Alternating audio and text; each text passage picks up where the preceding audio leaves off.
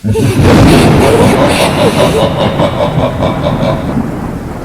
वांगशन family, welcome back. Let's start our new chapter.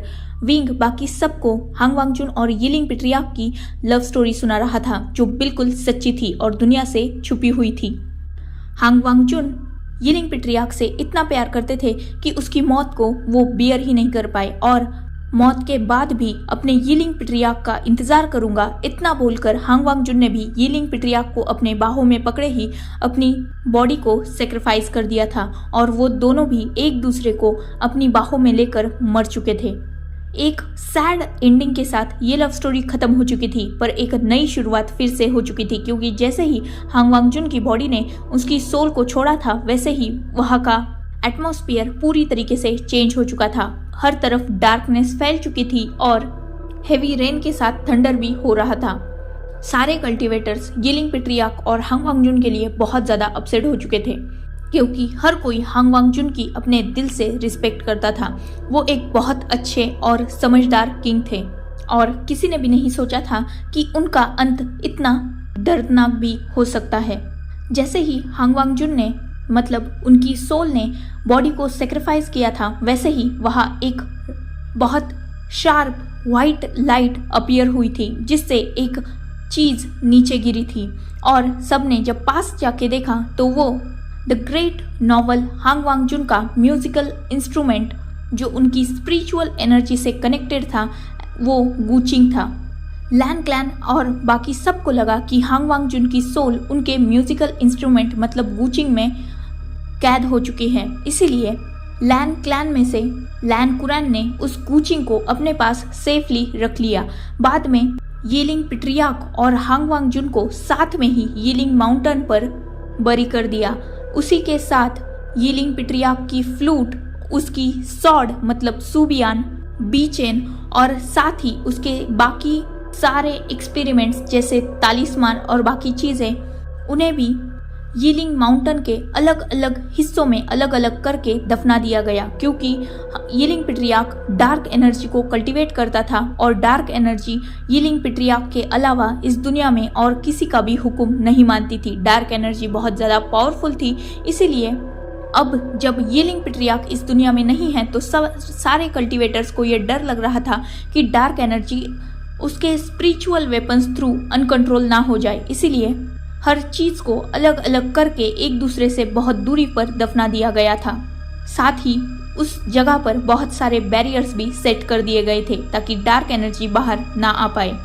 अब सारे cultivators के सामने सबसे बड़ा सवाल ये था कि हांग वांगजुन और यिलिंग पिट्रियाक की मौत का नॉर्मल पीपल को एक्सप्लेनेशन क्या दे। सबको कल्टीवेटर्स ये नहीं बता सकते थे कि यिलिंग पिट्रियाक बिल्कुल सही था, क्योंकि अगर ऐसा होता तो नॉर्मल पीपल्स का कल्टीवेटर पर से यकीन उठ जाता, क्योंकि यही कल्टीवेटर उन्हें पहले ये बताया करते थे कि यिलिंग पिट्रियाक एक ईवल पर्सन है, साथ ही वो एक डीमन है जो अच्छे लोगों को हार्म करता है। अचानक जब ये कल्टीवेटर यिलिंग पिट्रियाक की ही सच्चाई बाहर लाएंगे तो नॉर्मल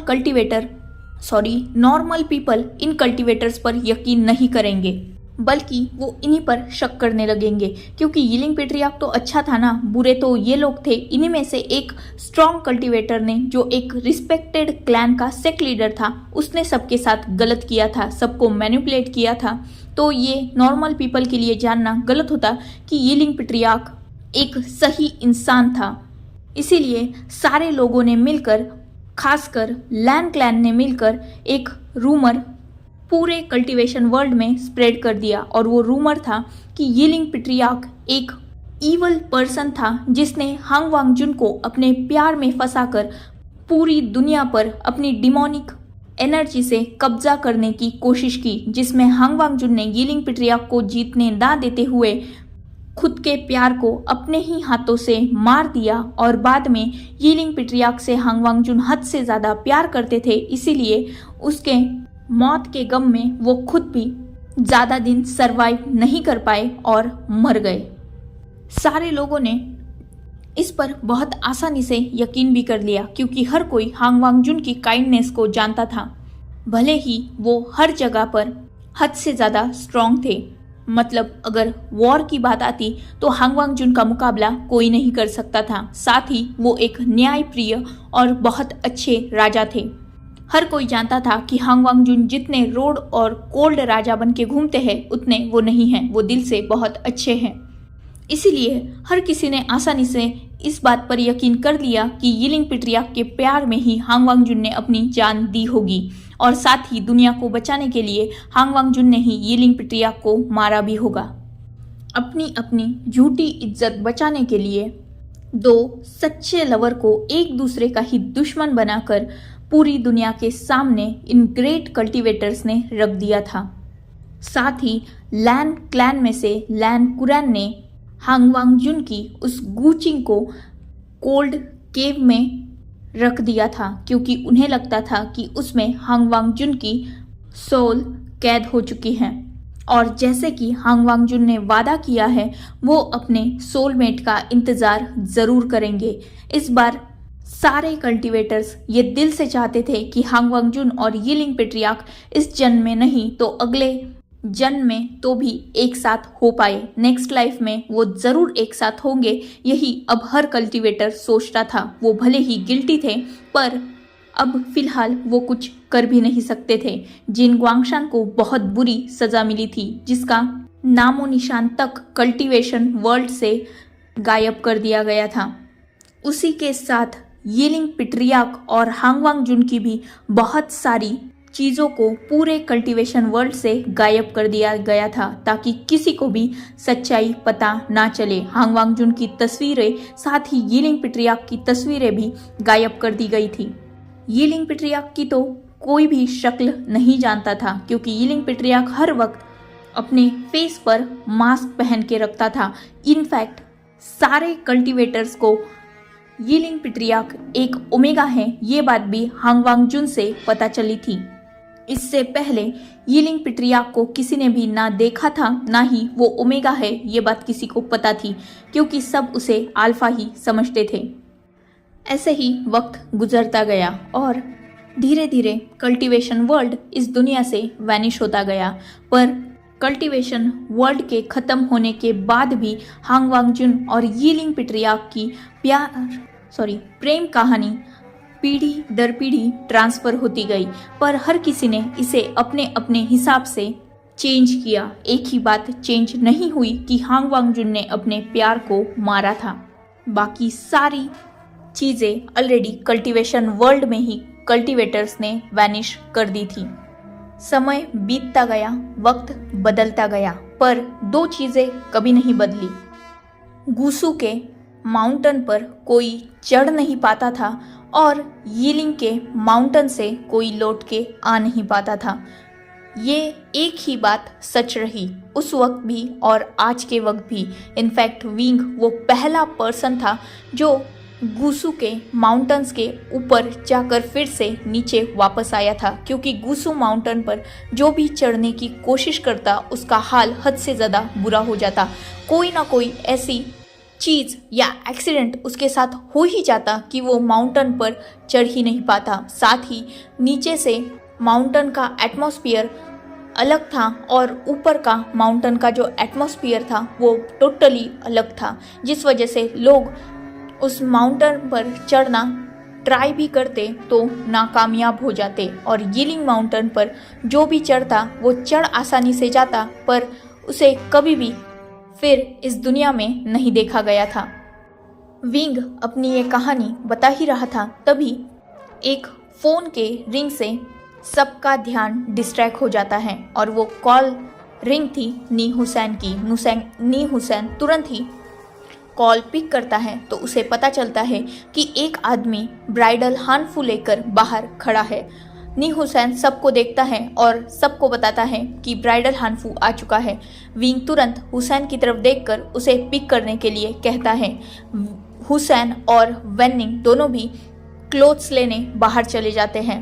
कुछ ही देर बाद वो वापस आ जाते हैं। विंग उन लोगों के हाथ से वो वेडिंग हानफू ले लेता है और तुरंत ही चेंज करने चला जाता है। कुछ ही देर बाद विंग एक ब्यूटीफुल वेडिंग अटायर में था और साथ ही उसके हाथ में वेल थी जो उसे मेंशन के अंदर जाने के बाद पहननी पड़ती, क्योंकि वेल के बिना तो शादी होती नहीं है ना।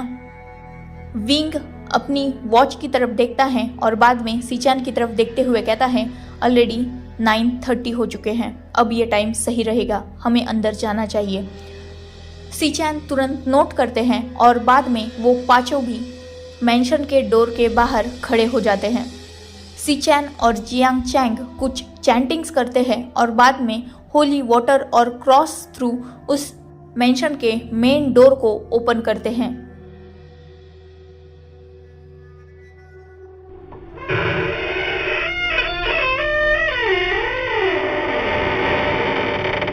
वो मेंशन का डोर ओपन हो चुका था और साथ ही अंदर का वो घना अंधेरा पहले से भी ज़्यादा और उस मेंशन को डरावना बना रहा था। विंग दिन में भी इस मेंशन के अंदर गया था, पर रात का ये सन्नाटा इस मेंशन को और भी ज़्यादा खतरनाक बना रहा था। विंग को यकीन नहीं हो रहा था कि ये वही मेंशन है जहां वो और उसका अल्फा हैप्पीली रहा करते थे, जिस मेंशन में विंग को कभी भी डर नहीं लगता था। आज उसी मेंशन में विंग को अपने ही अल्फा के लिए डर लग रहा है। विंग जैसे तैसे करके अपने अल्फा को दिल में याद करता है और मेंशन के अंदर अपना कदम बढ़ाता है। साथ ही इस बार उसके पीछे सीचैन, जियांग चैंग, नी हुसैन और वेनिंग भी गए थे, क्योंकि ऑब्वियसली वो विंग को इस बार अकेला नहीं छोड़ सकते थे। सब अंदर आ जाते हैं और विंग और बाकी सब भी इधर उधर देखने लगते हैं। मेंशन बिल्कुल सन्नाटे में घिरा हुआ था और कोई भी आवाज़ और कोई भी हरकत इस मेंशन में उन्हें नज़र नहीं आ रही थी। विंग पलटता है और सब की तरफ देखते हुए कहता है, हमें क्या करना चाहिए? सीचैन तुरंत विंग की तरफ देखते हुए कहते हैं, तुम्हारा अल्फा, तुम उससे कहाँ मिले थे? लास्ट टाइम कहाँ देखा था उसे? विंग अपने बेडरूम की तरफ पॉइंट करते हुए कहता है, हमारे बेडरूम में। सीचैन विंग की तरफ देखते हैं और कहते हैं, जाओ और हो सके तो अपने अल्फा को नीचे लेके आओ, क्योंकि अब वो सोल भी यहाँ ज़रूर आएगी। जैसा कि उसने कहा था उसे तुम चाहिए हो, तो ऑब्वियसली उसे यहाँ आना ही होगा। तब तक अगर वो सोल यहाँ नहीं है तो तुम अपने अल्फा को अपने आँखों के सामने तो ला सकते हो। विंग नोट करता है और वो अपने धीमे कदमों से अपनी रूम की तरफ बढ़ जाता है। वही नीचे लैन सीचैन और जियांग चैंग, जिनके हाथ में 2 बैग थे, वो उसमें से एक वाइट बैग को वही टेबल पर रख देते हैं जो विंग के साथ उस माउंटेन से नीचे आया था। अभी तक किसी ने भी उस बैग को खोल के नहीं देखा था, क्योंकि हर कोई इस सोल के बारे में सुनने में ही इंटरेस्टेड था, तो किसी का भी ध्यान उस बैग की तरफ गया ही नहीं था। वही दूसरे बैग में होली वाटर, क्रॉस और कुछ होली चीज़ें थी, जिससे अगर वो सोल आउट ऑफ कंट्रोल हो तो उसे कंट्रोल में लाने की जियांग चैंग और सीचैन कोशिश कर पाए। सीचैन और चैंग दोनों भी उन चीज़ों को अरेंज करने में लग जाते हैं। नी हुसैन और वेनिंग भी उनकी हेल्प कर रहे थे। वही विंग अपने बेडरूम के डोर के बाहर पहुंच चुका था। वो बहुत धीरे से बेडरूम के डोर को ओपन करता है और अंदर की तरफ देखने लगता है। विंग जब पहली बार इस मेंशन में वांग जी को बचाने के लिए आया था तब उसे डर लग रहा था, पर अब पता नहीं क्यों सच्चाई जानकर उसे अंदर जो सोल है, मतलब जो डार्क फिगर है, उससे बिल्कुल भी डर नहीं लग रहा, क्योंकि विंग जानता है कि वो सोल बस अपना प्यार ढूंढ रही है, ना कि वो किसी को हार्म करना चाहती है। विंग एक डीप ब्रीथ इनहेल करता है और अपने रूम के अंदर एंटर करता है। वो देखता है कि वांग जी अभी भी वैसे ही अनकॉन्शियस स्टेज में अपने बेड पर लेटा हुआ है। विंग जब पूरे रूम में अपनी नज़रें दौड़ाता है तो उसे इस बार रूम में कोई भी नज़र नहीं आता।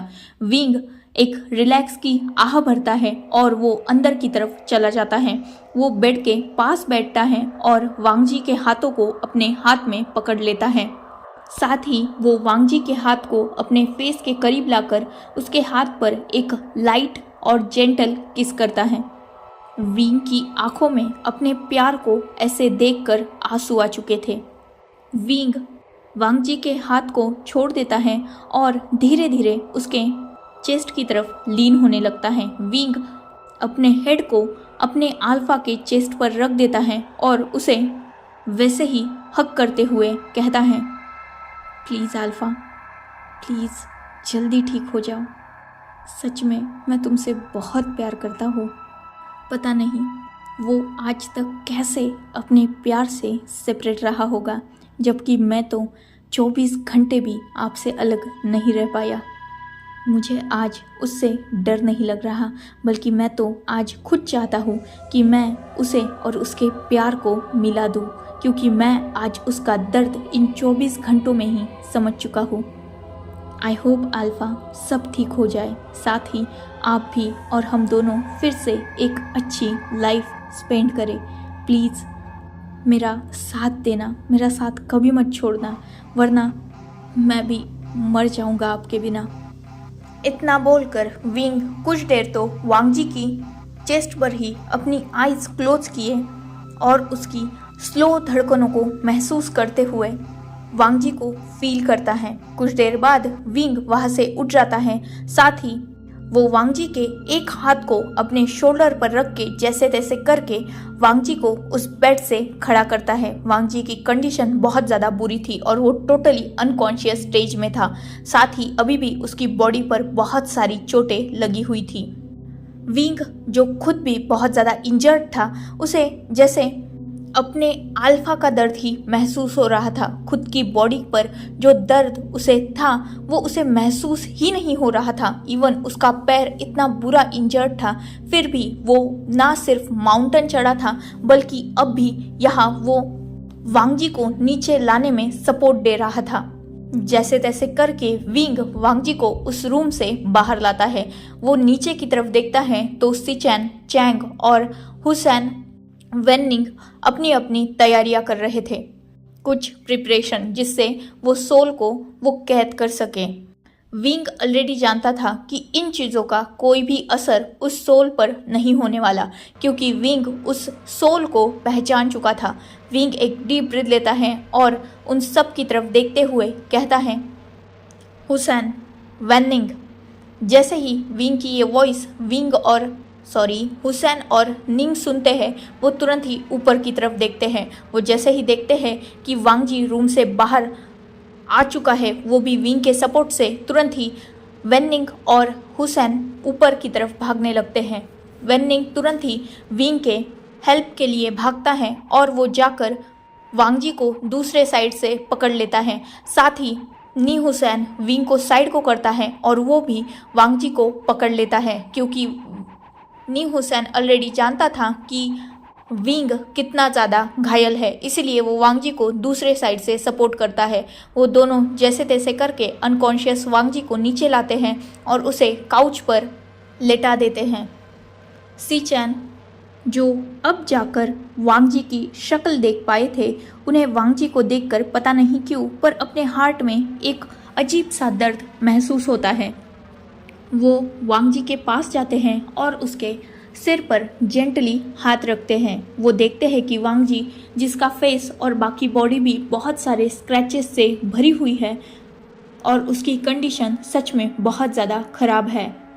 सिचेन कुछ देर ऐसे ही वांग जी को घूरते रहते हैं। कुछ देर बाद वो अपने गले से एक लॉकेट निकालते हैं और उसे वांग जी को पहना देते हैं। साथ ही वो अपने पॉकेट से कुछ और क्रॉस निकालते हैं जो लॉकेट फॉर्म में थी और सबको एक एक चेन दे देते हैं। मतलब वो क्रॉस के लॉकेट वाली सारी चेन्स सबको दे देते हैं ताकि सब सोल से सेफ रह सके। विंग वो लॉकेट लेने से मना कर देता है, क्योंकि विंग इस बार खुद चाहता था कि वो सोल उसके पास आए।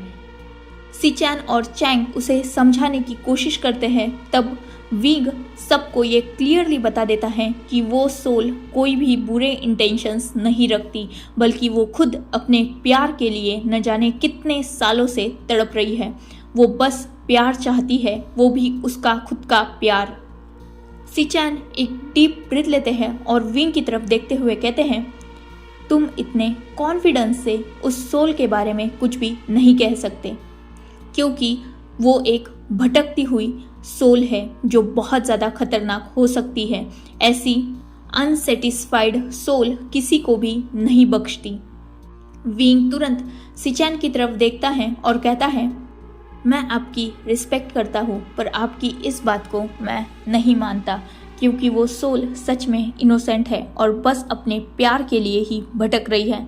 जैसा ही उस सोल को उसका प्यार मिलेगा, वो यहाँ से आज़ाद हो जाएगी और हमेशा हमेशा के लिए इस वर्ल्ड से अपने वर्ल्ड में चली जाएगी। सिचैन विंग की तरफ देखता है और कहता है, अगर तुम्हें इतना कॉन्फिडेंस है तो तुम ये बताओ पहले कि वो सोल है किसकी, क्योंकि वो सोल यीलिंग माउंटेन पर थी, मतलब वो यीलिंग पेट्रियार्क की सोल है। तो अगर यीलिंग पेट्रियार्क एक ओमेगा था तो वो तुम्हें अपने आप से शादी करने के लिए क्यों कह रहा है? एक ओमेगा दूसरे ओमेगा से शादी कैसे कर सकता है? या तो ये भी हो सकता है कि इस लाइफ में तुम्हारी शक्ल हांग वांगचुन से मिलती होगी, इसलिए शायद वो सोल तुम्हें अपना अल्फा मान रही है। विंग एक डीप ब्रीथ लेता है और जस्ट ना में अपने हेड को शेक करता है और सिचैन की तरफ देखते हुए कहता है, मुझे पूरा यकीन है कि वो सोल मुझे हार्म नहीं करेगी, साथ ही अब वो वांगजी को भी हार्म नहीं करेगी। ये सुनकर सिचैन थोड़ा गुस्सा हो जाते हैं, क्योंकि विंग उनकी बात मान जो नहीं रहा था।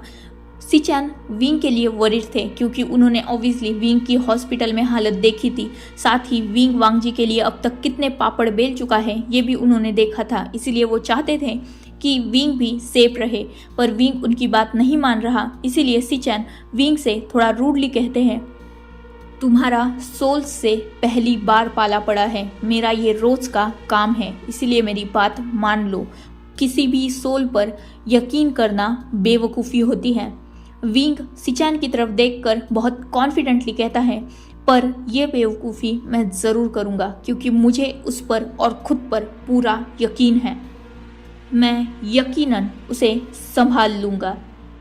सिचैन विंग की तरफ गुस्से से देखते हुए कहते हैं, वो यीलिंग पेट्रियार्क है, एक डिमोनिक कल्टीवेटर, और वो इतनी आसानी से तुम्हारी बात मानेगा ये नेक्स्ट टू इम्पॉसिबल है। उसे छोटा बच्चा समझने की गलती मत करो, जो आएगा और तुमसे कैंडी लेकर चला जाएगा। ये सुनकर विंग को थोड़ा गुस्सा तो आता है, पर फिलहाल वो कोई भी आर्ग्यू नहीं करना चाहता था, इसीलिए वो शांति से वो लॉकेट अपने हाथ में पकड़ लेता है, पर उसे पहनता नहीं।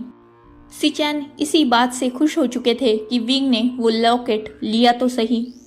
कुछ देर बाद ऐसे ही उस मैंशन में सन्नाटा फैला रहता है, पर थोड़ी देर बाद ही, मतलब करीबन रात के 12 बजे के बाद, उस मैंशन में पैरानॉर्मल एक्टिविटी होना स्टार्ट हो जाती है। सिचैन, चैंग और हुसैन वेनिंग ने बहुत सारी कैंडल्स जला के रखी थी, जिससे उस मैंशन में उजाला हो सके, पर एक तेज हवा के झोंके से वो सारी कैंडल्स बुझ जाती है। साथ ही अभी उस मैंशन में बहुत सारे नेगेटिव एनर्जी को हर कोई फील कर सकता था। उस मैंशन का टेम्परेचर भी धीरे धीरे गिरने लगा था। हर कोई समझ चुका था कि यहाँ वो सोल अपीयर हो रही है। इसीलिए सिचैन, जियांग चैंग, नी हुसैन और वेनिंग चारों भी पीछे हो चुके थे और उन चारों ने एक दूसरे के हाथ को टाइटली पकड़ लिया था। साथ ही विंग वांगजी के पास पहुंच चुका था और उसने भी अपने अल्फा के हाथ को टाइटली पकड़ लिया था। कुछ ही देर बाद एक भयानक आवाज से वो पूरा मैंशन गूंज जाता है।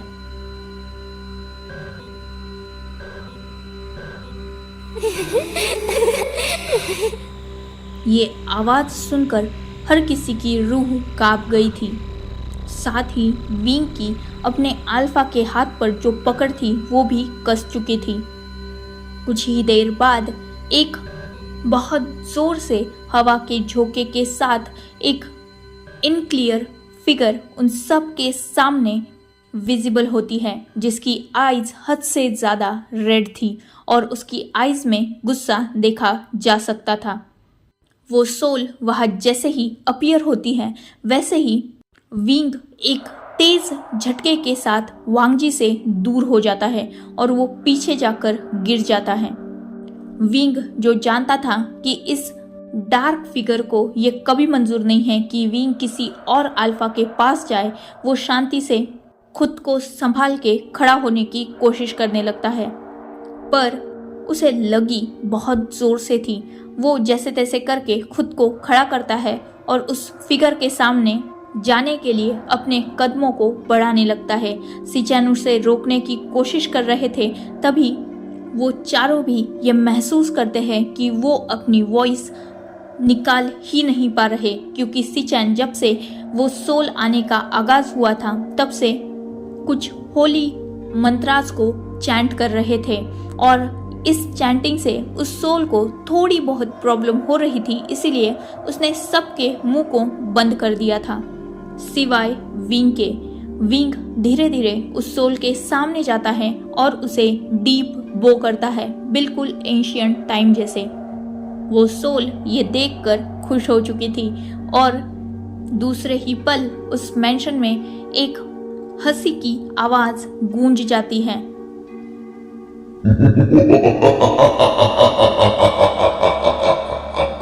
विंग जो अभी भी उस सोल को रिस्पेक्ट शो कराने के लिए झुका हुआ था, वो खड़ा हो जाता है और उस सोल के आंखों में देखने लगता है।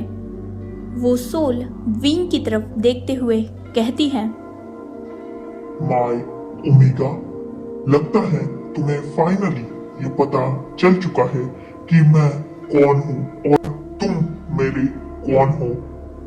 वैसे मानना पड़ेगा, मेरा ओमेगा इस दुनिया में सबसे ज्यादा खूबसूरत है, बिल्कुल पहले की तरह। सच में तुम बहुत ज्यादा प्रीटी लग रहे हो।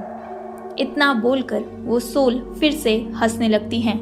विंग जिसके फेस पर स्माइल आ चुकी थी, वो उस सोल की तरफ देखते हुए नोट करता है और कहता है, माय मैजेस्टी, प्लीज आप मेरे अल्फा को ठीक कर दीजिए। मेरे अल्फा की इन सब चीज़ों में कोई भी गलती नहीं है, उसे किसी भी चीज़ की सज़ा नहीं मिलनी चाहिए।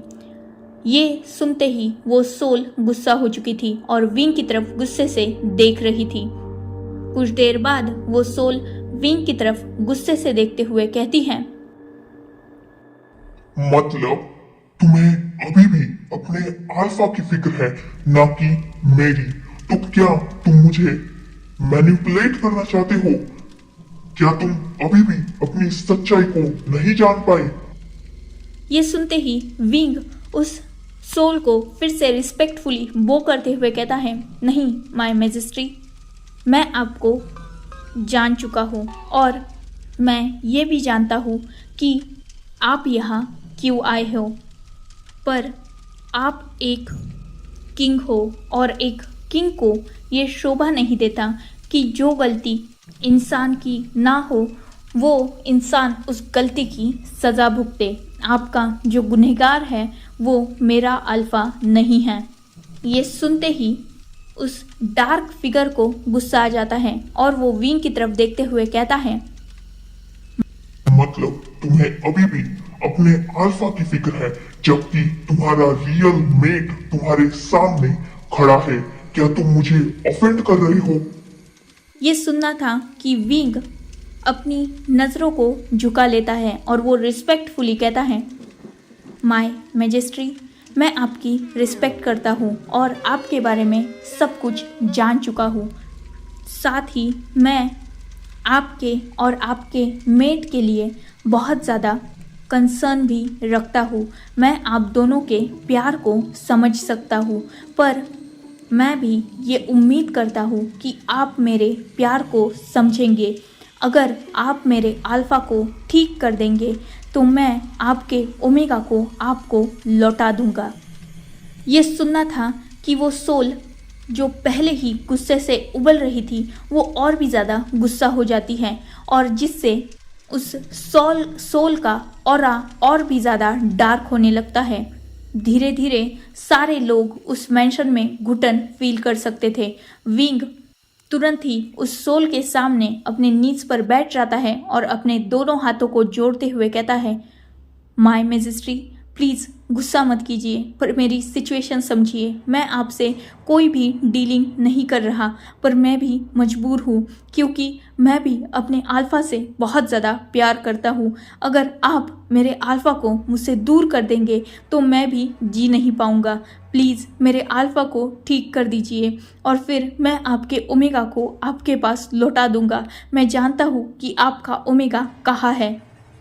ये सुनना था कि वो सोल अपनी डार्क वॉइस में विंग से कहती है, मेरा ओमेगा मेरे सामने है, तुम मुझे मैनिपुलेट नहीं कर सकते और इसे बचाने के लिए मुझसे झूठ नहीं बोल सकते।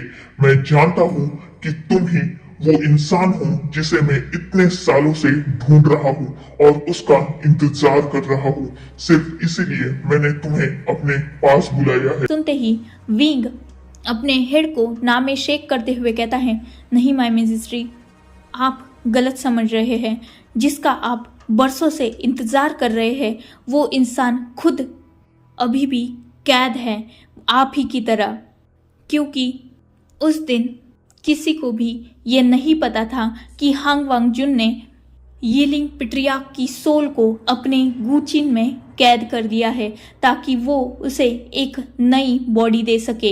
इसीलिए सब ने आपके मौत के बाद ये समझा कि उस गुचिंग में आपकी सोल कैद हुई है और उस गुचिंग को गुसू के कोल्ड पॉन्ड में छुपा दिया गया। पर सच्चाई तो ये थी कि वो गुचिंग भले ही आपकी थी, पर उसमें सोल हांग वांगजुन की नहीं बल्कि यीलिंग पिट्रियाक की थी। और मरते वक्त आपके हाथ में जो फ्लूट थी यीलिंग पिट्रियाक की, उसमें एक्चुअली आपकी सोल कैद हो चुकी थी, जिसे मैंने उस दिन प्ले करके आपको आज़ाद कर दिया। हाँ, ये बात सच है कि मैं यीलिंग पिट्रियाक की तरह दिखता हूँ, पर आप भी ये जानते हैं कि मैं आपका मेट नहीं हूँ, क्योंकि आपका मेट कभी आज़ाद हुआ ही नहीं। वो भी आप ही की तरह अभी भी एक स्पिरिचुअल चीज़ में कैद है। ये सुनना था कि पीछे जो 4 पर्सन थे वो टोटली शॉक हो चुके थे, क्योंकि अब तक सबको लगता था कि जो सोल विंग से शादी करना चाहती है वो यीलिंग पिट्रियाक की है और हांग वांगजुन विंग की तरह दिखता है। पर सच्चाई तो ये थी कि वो सोल हांग वांगजुन की थी, जो विंग के फ्लूट बजाने से जो चेंचिंग थी आज़ाद हुई थी। और हांग वांगजुन की सोल, जिसे कल्टीवेशन वर्ल्ड के लोग समझते थे गुचिंग में है, वहाँ उस गुचिंग में एक्चुअली यीलिंग पिट्रियाक की सोल थी। मतलब जिस सोल को कुरैन कोल्ड केव में छुपा के आए थे वो सोल यीलिंग पिट्रियाक की थी, और जो सोल अब तक यीलिंग माउंटेन पर घूम रही थी वो नोवेल हांग वांगजुन की थी। हांग वांगजुन खुद ये बात सुनकर गुस्सा हो चुके थे। अब हम उस सोल को हांग वांगजुन ही पुकारेंगे। वो सोल विंग की तरफ गुस्से से देखती है और कहती है, तुम क्या मजाक कर रहे हो? ये सुनना था कि विंग हांग वांगजुन से कहता है, आपने खुद नहीं अपनी सोलमेट के सोल को गुचिंग में कैद किया था ना, वही गुचिंग मैं लाया हूँ। मैं आपके मेट की सोल को तुरंत ही आज़ाद कर दूंगा, लेकिन आपको पहले मेरे मेट को ठीक कराना होगा, क्योंकि मैं भी अपने मेट के बिना जी नहीं सकता, चाहे इसके लिए मुझे आपसे फाइट ही क्यों ना करनी पड़े। क्योंकि आप और मैं, हम दोनों ये जानते हैं कि जैसे आपको मैं फ्री कर सकता हूँ, वैसे ही यीलिंग पिट्रियाक को भी सिर्फ मैं या मेरा अल्फा ही फ्री कर सकते हैं। इसका रीज़न तो मैं नहीं जानता, पर इतना तो जान चुका हूँ कि हम चारों भी एक दूसरे की तरह दिखते हैं। हम चारों में क्या लिंक है ये बात तो मैं नहीं जानता, पर हम चारों ही एक दूसरे की हेल्प कर सकते हैं। शायद यही रीज़न है कि आप ये जानते हुए भी कि वो मेरा अल्फा है उसे मार नहीं पाए, क्योंकि आपको भी कहीं ना कहीं उसमें अपना ही अक्स नज़र आता है, और मुझे भी यीलिंग पिट्रियाक का फेस पता चल चुका है। इसलिए मैं भी ये जानता हूँ कि यीलिंग पिट्रियाक बिल्कुल मेरी तरह दिखते हैं। इसीलिए आपने मुझे अपना मेट समझने की गलती की। आप मेरे अल्फा को बिल्कुल ठीक कर दीजिए, मैं तुरंत ही आपके प्यार को आपके पास लौटा दूंगा। हांग वांग जुन कुछ देर साइलेंट रहते हैं। वो भी ये बात अच्छी तरीके से जानते थे कि विंग और वांग जी बिल्कुल हांग वांग जुन और यिलिंग पेट्रियार्क की तरह दिखते हैं। इसलिए हांग वांग जुन को ये लगा था कि यिलिंग पेट्रियार्क का रीबर्थ हुआ था। यही सोचते हुए वो यिलिंग पेट्रियार्क से फिर से शादी करना चाहते थे। इसीलिए उन्होंने विंग के सामने प्रपोजल रखा है। पर यह बात जानकर कि यिलिंग पेट्रियार्क की सोल भी अभी कैद है, वो थोड़ा कंफ्यूज हो जाते हैं। बाद में वो रियलाइज करते हैं कि बात तो सही है, उन्होंने खुद ने ही यिलिंग पेट्रियार्क की सोल को गुचिन में कैद किया था। वो एक डीप ब्रीथ लेते हैं और बाद में वैसे ही अपने हाथ से कुछ ब्लैक स्मोक वांग जी की तरफ थ्रो कर देते हैं। कुछ देर बाद ही वांग जी की बॉडी में कुछ मूवमेंट होना स्टार्ट हो जाता है। वांग जी जिसकी मैजिकल तरह से अपने आप ही सारी चोटें हील हो रही थी, कुछ ही देर बाद वांग जी की बॉडी पर एक भी चोट नहीं रहती और धीरे धीरे वांग जी अपनी आईज भी ओपन करता है। मतलब फाइनली वो होश में आ चुका था। ये जानकर विंग बहुत ज़्यादा खुश हो चुका था और वो भागते हुए वांग जी के पास जाता है। वो वांग जी को टाइटली हग कर लेता है और वही बहुत ज़ोर ज़ोर से रोने लगता है। वांग जी जो कुछ भी समझ नहीं पा रहा था वो भी अपने विंग को हग बैक करता है और उसकी आंखों से भी आंसू निकल ही जाते हैं। कुछ देर तक ऐसे ही एक दूसरे को हग करने के बाद भी जब वो एक दूसरे से अलग नहीं होते तो हांग वांग जुन एक शार्प वॉइस करते हैं, जिससे फाइनली उन दोनों का ध्यान हांग वांग जुन की तरफ जाता है। हांग वांग जुन विंग की तरफ देखते हुए कहता है, ओमेगा, मैंने तुम्हारे अल्फा को ठीक कर दिया है। अब तुम्हारा ये फर्ज बनता है कि तुम मेरे ओमेगा को मुझे वापस करो। विंग खड़ा होता है और वो हांग वांग जुन को बो करता है। वो तुरंत टेबल के पास जाता है और उस पर जो व्हाइट बैग रखा हुआ था उसे वो खोलने लगता है। कुछ ही देर बाद उस व्हाइट बैग से एक ब्यूटीफुल गुचिंग बाहर निकलती है जो व्हाइट कलर की थी। विंग उस गुचिंग को लेकर बैठ जाता है और उसे अपनी आईज बंद करके फुल फोकस के साथ बजाने लगता है। जैसे ही वो गुचिंग प्ले होती है, आसमान में फिर से हलचल होने लगती है। बाहर बहुत तेज हवाएं चल रही थी और हर तरफ आंधी आने का इशारा मिल रहा था। बहुत देर तक उस गुचिंग बचाने के बाद भी यिलिंग पेट्रियार्क की सोल आज़ाद नहीं होती, जिससे विंग भी थोड़ा कंफ्यूज हो जाता है क्योंकि हांग वांग जुन की सोल को तो उसने बहुत नॉर्मली आज़ाद कर दिया था, पर यिलिंग पेट्रियार्क की सोल आज़ाद हो ही नहीं रही थी। हांग वांग जुन जो यिलिंग पेट्रियार्क का बहुत बेसब्री से इंतज़ार कर रहे थे, जब बहुत देर बाद भी विंग यिलिंग पेट्रियार्क की सोल को आज़ाद नहीं कर पाता, तब हांग वांग जुन उससे गुस्सा हो जाते हैं और उसकी तरफ देखते हुए कहते हैं, लिटिल ओमेगा, क्या तुमने मुझे बेवकूफ बनाया? कहाँ है मेरा यिलिंग पेट्रियार्क? विंग तुरंत खड़ा हो जाता है और वो हांग वांग जुन को बो करते हुए कहता है, मैं भी कुछ समझ नहीं पा रहा। मैंने आपको भी ऐसे ही आज़ाद किया था। मेरा यकीन मानिए, मैं पूरी कोशिश कर रहा हूँ। इनफैक्ट आपको आज़ाद करते वक्त तो मैंने कुछ भी नहीं किया था। मैंने वही मेलोडी प्ले की है। मेरा यकीन कीजिए, मैंने कुछ नहीं किया है। मैं नहीं जानता ये क्या हो रहा है। मैं भी इन सब चीज़ों के बारे में नहीं जानता। मेरा यकीन कीजिए प्लीज़ हांग वांग जुन। ये सुनना था कि हांग वांग जुन गुस्सा भी हो चुके थे और अब उन्हें टेंशन भी हो रही थी, क्योंकि ऑब्वियसली इतने साल से वो अपने प्यार का इंतज़ार कर रहे हैं और आज जब उनका प्यार उनके सामने है तो भी वो खुद उसे आज़ाद नहीं कर सकते, क्योंकि ऑब्वियसली उनकी कोई भी बॉडी नहीं है।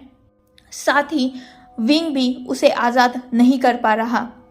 विंग भी इन सब बातों से थोड़ा टेंशन में आ चुका था, क्योंकि वो जानता था कि हांग वांग जुन जैसा इंसान जो अपने प्यार के लिए इतना तरसा है, वो एक पल नहीं लगाएगा। अगर उसे विंग की बातों में थोड़ा भी झूठ लगा तो वो फिर से उसके अल्फा का बुरा हाल कर देगा। इसीलिए वो खुद भी बहुत ज़्यादा टेंशन में था। वांग जी जिसे कुछ भी समझ नहीं आ रहा था वो विंग की तरफ देखते हुए कहता है, क्या हुआ? ये सब हो क्या रहा है? और ये है कौन जिसे तुम इतनी रिस्पेक्ट दे रहे हो? ये बकवास बंद करो और भागो यहाँ से। इतना बोलकर वो विंग का हाथ पकड़ता है और बिना कुछ सोचे समझे वो एग्जिट की तरफ जा ही रहा था, तभी एक स्ट्रॉन्ग फोर्स उसे रोक देता है और वो दोनों भी पीछे की तरफ गिर जाते हैं। विंग वांग जी की तरफ देखता है और कहता है, नहीं अल्फा, ऐसा मत कीजिए, हम फिर से फंस जाएंगे और ये फिर से आपको हार्म कर देंगे। प्लीज़ अल्फा, शांत हो जाइए। हमें कैसे भी करके यीलिंग पेट्रियार्क की सोल को आज़ाद करना होगा, तभी ये हमें यहाँ से जाने देंगे। ये सुनना था कि वांग जी विंग की तरफ देखता है और उसे पहले तो ज़मीन से उठाता है, बाद में उसकी तरफ गुस्से से देखते हुए कहता है, ये क्या लगा के रखा है? ये कोई भी हो, हमें इससे कोई लेना देना नहीं है, मुझे सिर्फ तुम चाहिए हो, तुम यहाँ से चलो। इतना बोलकर वो विंग का हाथ खींचने ही वाला था, तभी विंग तुरंत अपने ओमेगा फॉर्म में स्विच हो जाता है और वांग जी को अपनी कमांडिंग ट्यून में कहता है, अल्फा जस्ट स्टॉप इट। ये सुनना था कि वांग जी अपनी ही जगह स्टॉप हो चुका था और वो पीछे मुड़कर वांग जी की तरफ देखता है। एक्चुअली अल्फा और ओमेगा दोनों भी अपने अपने अल्फा वॉइस और ओमेगा वॉइस में एक दूसरे को कमांड दे सकते हैं और सामने वाले मेट को उसकी कमांड को फॉलो करना ही होगा। इसलिए वांग जी भी अपनी ही जगह रुक चुका था और वो पीछे अपनी ओमेगा की तरफ देखता है। विंग जो अभी अपने ओमेगा फॉर्म में था वो वांग जी की तरफ देखते हुए कहता है, अल्फा प्लीज़ समझने की कोशिश कीजिए, वो कब से अपने प्यार के लिए भटक रहे हैं, हमें कैसे भी करके यीलिंग पेट्रियार्क की सोल को उस गुचिंग से आज़ाद करना ही होगा, प्लीज़ हमारी हेल्प कीजिए। वांग जी एक डीप ब्रीथ लेता है और विंग की तरफ देखते हुए कहता है, तो तुम क्या चाहते हो अब, जाके मैं उसे बचाऊं?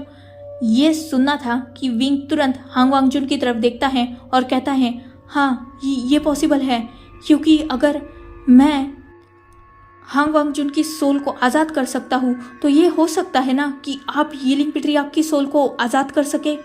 आपको तो गुरजी को बचाना आता है ना, चलो। इतना बोलकर वो खुद होकर वांग जी का हाथ खींचता है और उसे गुचिंग के पास बिठा देता है और वांग जी को अपनी सॉफ्ट वॉइस में कहता है, अल्फा प्लीज़ पूरा फोकस कीजिए और इसे बजाइए और वही नोट बजाइए जो मैंने फ्लूट पर उस वक्त बजाया था, हो सकता है इससे यीलिंग पेट्रियार्क की सोल आज़ाद हो जाए। ये सुनना था कि वांग जी गुस्सा हो रहा था, पर उसे अपने ओमेगा की बात माननी ही होगी, इसीलिए वो एक डीप ब्रीथ लेता है और उस गुचिंग को प्ले करने लगता है। कुछ देर बाद फिर से वहाँ तेज हवाएं चलने लगती है और धीरे धीरे अब बारिश भी होने लगी थी। कुछ ही देर बाद वो बारिश भी बहुत तेज हो जाती है और सब देखते हैं कि अब तक उस मैंशन में जो अंधेरा था वो धीरे धीरे करके छट रहा था और उस गुचिंग से एक शार्प वाइट लाइट बाहर आ रही थी। कुछ ही देर बाद उस गुचिंग से जो वाइट लाइट निकल रही थी वो एक फिगर ले लेती है जो बहुत ज़्यादा इनक्लियर था, पर वो पूरी तरीके से वाइट था। जैसे ही इस फिगर को हांग वांगजुन देखते हैं, उन्हें महसूस हो चुका था कि ये फिगर यीलिंग पेट्रियार्क की है। वो तुरंत ही यीलिंग पेट्रियार्क के पास जाते हैं, पर वो यीलिंग पेट्रियार्क को पता नहीं क्यों पर छू नहीं पा रहे थे। वो दोनों भी सोल थी पर एक दूसरे के पास नहीं आ पा रही थी। यीलिंग पेट्रियार्क की सोल से कुछ देर बाद आवाज आती है, हम ऐसे एक दूसरे को टच नहीं कर सकते, हमें फिगर चाहिए ताकि हम एक दूसरे को एटलीस्ट महसूस तो भी कर पाए। ये सुनना था कि हांग वांगजुन विंग और वांग जी की तरफ देखते हैं। वांग जी ऑब्वियसली तुरंत विंग को अपने पीछे लेता है और कहता है, बिल्कुल नहीं, मैं अपने ओमेगा को बिल्कुल नहीं सौंपूंगा। आप दोनों को जो भी करना है वो मेरे साथ कर सकते हैं, लेकिन मेरे ओमेगा के साथ नहीं। इतना बोलकर वो विंग की तरफ देखता है और उसे अपने आप से दूर थ्रो करते हुए कहता है, यहाँ से चले जाओ, भागो यहाँ से। ये सुनना था कि विंग खुद जो वांग जी के थ्रो करने से नीचे गिर चुका था, वो अब पहले तो अपने कदमों पे खड़ा होता है, बाद में वांग जी की तरफ देखते हुए कहता है, प्लीज़ अल्फा, वो गलत नहीं है, बस समझने की कोशिश कीजिए।